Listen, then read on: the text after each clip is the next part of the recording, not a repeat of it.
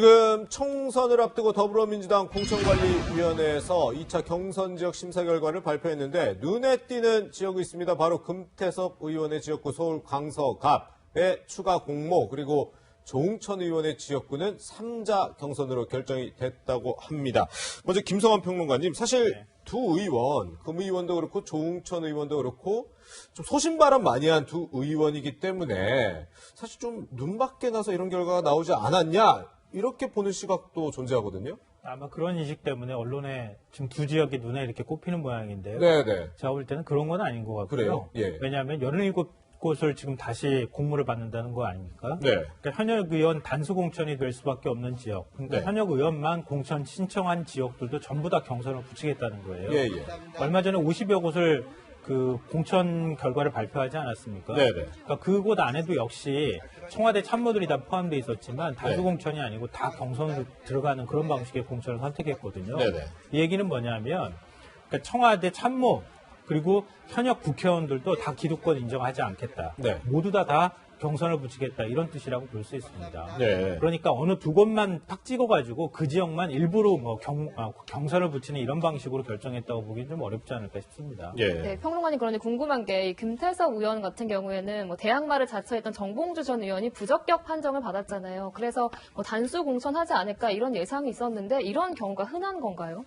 그러니까 그런 건 아니고요. 그러니까 네. 그 제가 말씀드렸던 것처럼 현역 의원만 만약에 단수 공천을 그 공천 신청을 할 경우에 이런 경우에 뭐 그때 따라서 선거에 따라서 그냥 그 지역은 바로 그냥 그 의원한테 공천을 주는 경우도 있고요. 네. 그렇지 않고 만약에 이번 같은 경우처럼 경선을 붙여야 될 필요가 있다고 하면 또 공모를 다시 받는 경우도 있고 그런 거예요. 네. 그러니까 이게 또 꼭 물이 있어가지고 이렇게 한다 이렇게 보기는 어렵고요. 예. 다만 이제 그런 얘기는 있어요. 그러니까 지금 금태섭 의원 같은 경우에 그러지 않아도 여권 지지층 내부에서 여러 가지 미운털이 받겠다고 하는 얘기가 있지 않습니까? 네. 그러니까 이런 지역을 만약에 단수 공천을 줘버렸을 경우에 아니 다른 후보들이 그래도 경쟁할 수 있는 기회라도 줘야 되는 것 아니냐. 네. 그것마저 빼는 건 문제가 있는 것 아니냐라고 네. 하는 뒷말이 나올 가능성이 있기 때문에 네네. 일단 다른 후보들도 공모를 신청해라라고 한 것 같아요. 네네. 근데 그게 또 누군가가 신청을 해야지 또 되는 거니까 네네. 그건 앞으로는 알 수가 없는 거죠. 네. 뭐 김성환 평론가님 의견은 이랬습니다만 뭐 일부에서는 물론 지금 민주당 공천 자체가 문 대통령의 단순 지지자가 아니고 좀 극성 지지자들의 좀 좌우되지 않냐 이런 얘기에 대해서는 좀 어떻게 보시나요, 변호사님? 아직까지 과정이니까 단정은 할 수가 네네. 없는데 이게 조금 결이 다른 게 뭐냐면은 지금 추가 공모를 예정한 지역이 87곳이 있기는 해요. 네, 근데 여기는 단수 신청 지역이고 아, 예, 예. 그다음에 금태섭 의원의 지역구인 강서갑은 그 복수 신청 지역이거든요. 다른 예비 예, 예. 후보자가 한 분 더 있단 말이에요. 네. 근데 추가 공모로 강서갑이나 충남 천안갑이랑 충북 진천 음성 몇 군데를 먼저 발표를 하고 나중에 또 단수 신청 지역 87곳을 또 나중에 발표를 했어요. 민주당에서. 네. 거기다가 지금 단수 공천 23곳으로 지정된 지역이 뭐냐면은 PK 주로 지역인데 대부분 뭐 정부나 청와대 인사 출신이 지금 이게 단수 공천 지역으로 23곳이 발표가 됐거든요. 네. 그래서 우리가 뭐 아직까지 이렇다 저렇다 말은 하기는 어려운데 예. 만일 이게 전체적인 물갈이 폭이라든지 청와대 출신 인사, 친문 인사의 공천 그 비율과 이렇게 비교를 해봐가지고는 금태섭, 조응천 의원이 다 공천을 받지 못한다면은 네네. 이 부분은 과거에 금태섭 의원이나 조응천 의원이 했던 발언들이 있지 않습니까? 그렇죠. 그래서 뭔가 중도층 민심에 일정 부분 영향은 미칠 수 있다고 봅니다. 예. 네, 한국당 이야기도 해보면요. 한국당에서는 불출마 선언이 이어졌습니다. 김성태 의원과 박인숙 의원이 그 주인공인데요. 한번 이야기 들어보시겠습니다. 저는 오늘로서 지난했던 저의 정치 여정을 내려놓고 21대 총선에서 우리 당의 승리와 보수 우파의 승리를 위해 백의종군하기로 결심했다는 말씀을 올립니다. 문재인 정권을 끌어들인 원죄, 보수 우파의 분열의 원죄를 저 스스로 모두 떠안고 가겠습니다.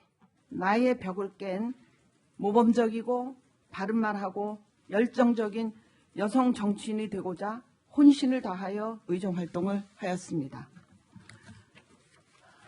그러나 지금 대한민국의 정치 현실에서는 이런 것이 매우 어렵다고 판단되었고 따라서 저는 이번에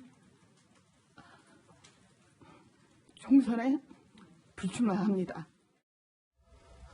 네, 지금 불출마 선언 두 의원, 사실 비박근혜 진영의 두 의원인데 지금 또 속보가 들어와 있는데 사선의 유기준 의원이 총선 불출마를 선언했다고 합니다.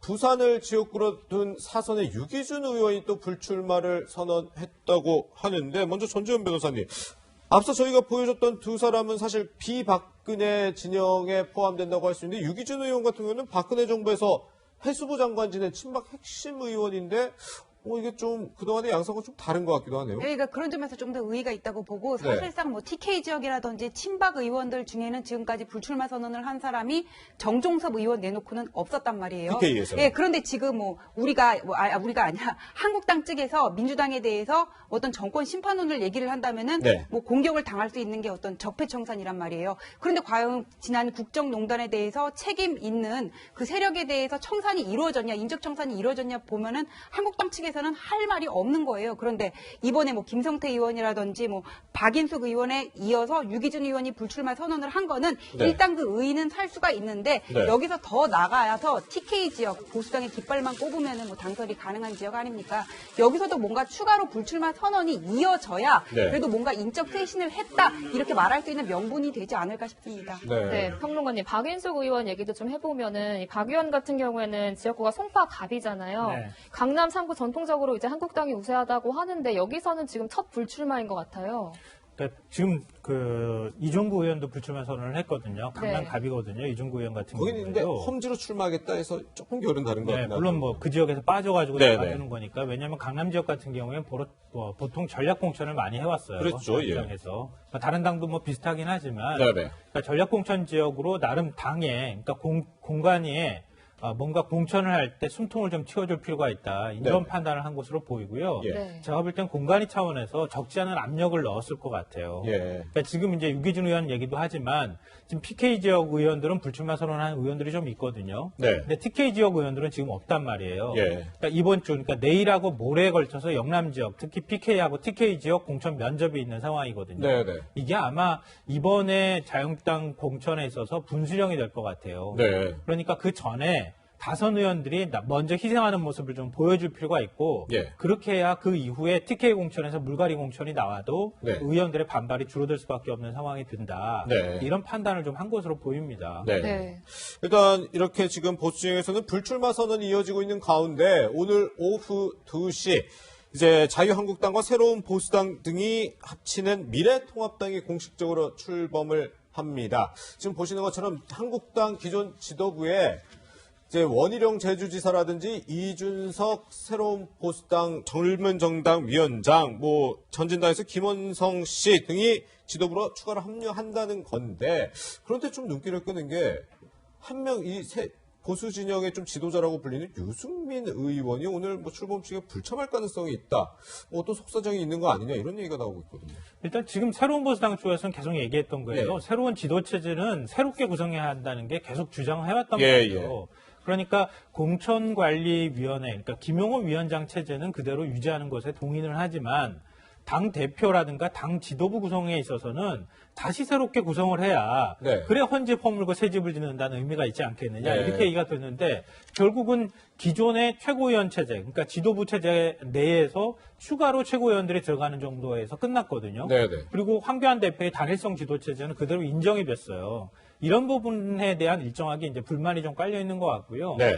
그리고 유승민 의원 같은 경우에 지금 황교안 대표하고 같이 만나자 뭐 이런 얘기들이 계속 오고 가고 있는 거 아니겠습니까? 네, 그렇죠. 근데 서로 간에 그 부분이 아직까지도 정리가 안 돼서 그러네요. 지금 100일 넘게 지금 밥 한 번 못 먹는 사이가 돼버렸어요. 예. 그러니까 지금 이 시점에서 만나봐야 별로 의미가 없는 것 같다. 네네. 내가 또 뭐 당 지도부에 들어가 있는 것도 아닌 상황이라서 네. 또 유승민 의원 입장에서 지난번에 불출마 선언할 때 내가 어떤 조건도 내세우지 않겠다고 전제를 달지 않았습니까? 그렇죠. 예. 그러니까 그런 모습들을 훼손하는 것에 대한 우려 같은 것들을 갖고 있는 것 같아요. 네. 그러니까 일단 미래통합당을 출범시켜서 선거체제로 들어가고 난 다음에 그 다음에 어느 시점에 황교안 대표와 유승민 의원이 만나서 네네. 예를 들면 수도권 선거를 유승민 의원하고 같이 한번 치러보자 뭐 이런 모양을 만들고 그리고 같이 선거운동을 하는 그러니까 그런 형식으로 좀 가기 위한 그런 준비 단계가 아닐까 하는 생각도 좀 듭니다. 네, 국민의당 이야기도 해봐야 할 것 같습니다. 이 안철수 위원장의 신당도 이 창당 작업에 속도를 내고 있는데요. 안철수 위원장의 어제 발언 들어보시겠습니다.